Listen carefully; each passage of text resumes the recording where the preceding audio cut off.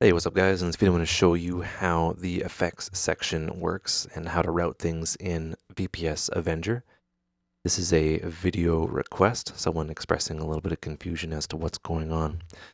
So basically you have 4 effects chains, and those act as conventional effects chains, and the oscillators can be routed into those.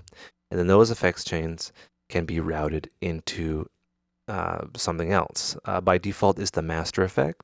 So each of these effects chains will be routed into, well, this one's set to the main output, so you got to kind of pay attention. So master effects, master effects, master effects, and then FX4 by default is main output. Let's change that to master effects. So all these are going into the master effect, which you'll have your equalizer and say a limiter at the bottom here, just for fun. Right? So these are your basic effects chains. Your sends are kind of independent of the routing in your oscillator. I'm going to explain oscillator routing, how to route the oscillator into any one of these to affect your the super honey acquiring disco music you're making right now. So yeah, I'm going to create a new oscillator. But I'll just explain. The default oscillator one, like the init preset, will have by default reverb and delay mapped into it, right? And that is in your send, right? So the reason for this is, you wouldn't want to create, if you wanted different kind of effect amounts for each of your oscillators, and you can make quite a bit here, I believe up to 8. You want to kind of use the same reverb and delay because it'll save on CPU, it'll sound more kind of cohesive, and it won't, if you have like a different delay, it'll kind of do some weird stuff. So for each oscillator, we'll just create a new one, and we hit route. We can hit, say, send effects, which is the AA reverb, which is down here, right? Select that, and that pops up with a percentage. And then we'll select the delay, which also has a percentage, and I'll make it different by kind of transposing it up 12 semitones, or yeah, an octave. Right, so we have a reverb, and we can select the send amount, how much is being sent in that reverb. So the reverb, more of this is being pumped in than oscillator 1, and vice versa, we can have more delay. Right? So that's the routing. It's being sent out to the reverb and then sent back in, and then sent to the delay and then being sent back in.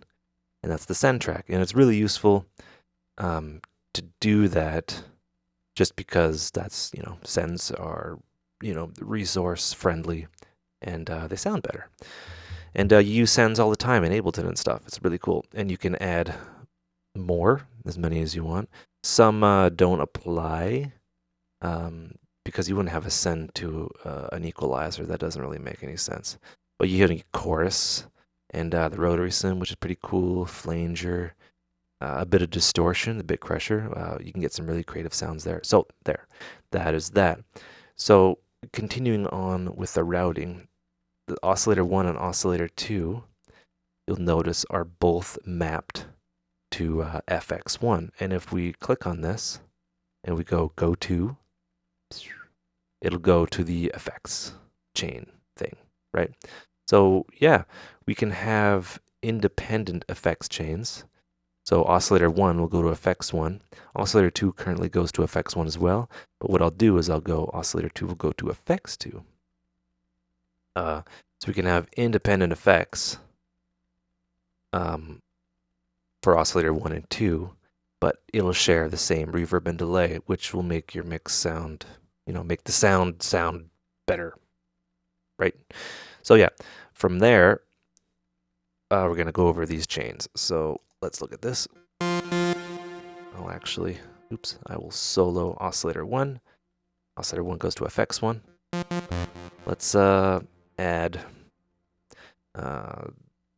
something obvious.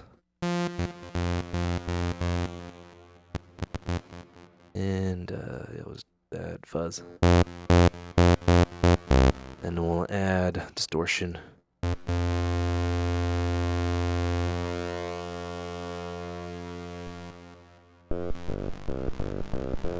And let's add a filter to that.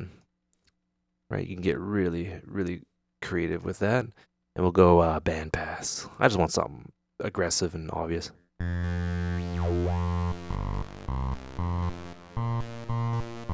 Right, get rid of that.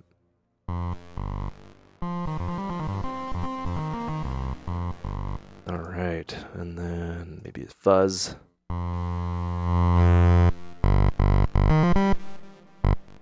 All right, so that's where that limiter comes in handy. Maybe I'll turn it down a bit. All right, so we have oscillator 1 going into effects 1. And for effects 2, for our oscillator 2, I'll, I don't know, make a dimensional expander. And then maybe, phaser, something obvious.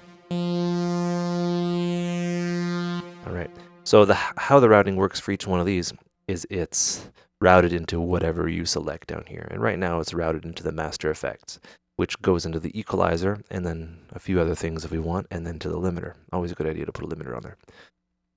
We can select so it actually routes into another effects chain, like 3 or 4, or directly to the main output if we want to bypass the master effects, or into an auxiliary to be mixed in your mixer section. So yeah, just for the sake of example, we'll output both of these, or even just one if I wanted to expand how many effects I want. I can have effects 1 going into effects 2, into effects 3, into effects 4, and then into the master effects. So that'd be like 8, 16, that'd be 32, 40 effects, right? 8, anyway, math. Yeah, it's quite a bit of effects, so I can double that up. If I have effects 1 and effects 2, I want to be routed and shared into effects 4, I can do that. And yeah, it's just infinite routing capabilities, and I can do like parallel processing of my sound. And yeah, it's pretty fun. So that is the basic rundown of how the effects work. I can even take my send and then route it into another effects chain, maybe 3, and I can just do some banana stuff. What else? Am I forgetting anything? I don't think so. Yeah, in Master Effect, it just goes into the main output right around here. Anyway, hope you guys learned stuff. Take care and have a good one.